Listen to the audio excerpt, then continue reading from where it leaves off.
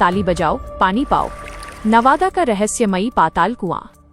धनियावा के पाताल कुएं की अनसुनी कहानी। बिहार के नवादा जिले से करीब 12 किलोमीटर की दूरी पर बसा है एक शांत और ऐतिहासिक गांव धनियावा। इस गांव की पहचान यहां स्थित धनिया पहाड़ी से है, जो अपने सीने में द्वापर युग का एक गहरा रहस्य छिपाए हुए है। रानी धनियावती और अटूट भक्ति।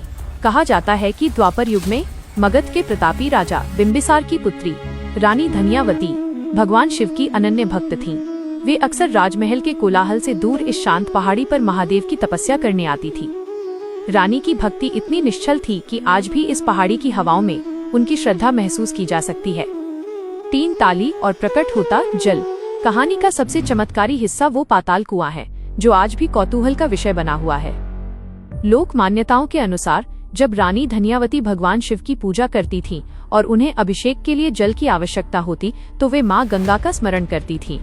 वे हाथ जोड़कर प्रार्थना करती और जैसे ही 3 बार ताली बजाती, पाताल से जल स्वयं ऊपर की ओर उमड़ पड़ता था।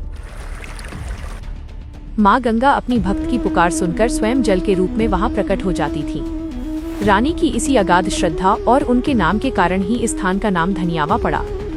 आज की विरासत। आज भी स्थानीय लोग और श्रद्धालु जब इस पाताल कुएं के पास पहुंचते हैं, तो रानी धनियावती की उस परंपरा को याद करते हैं।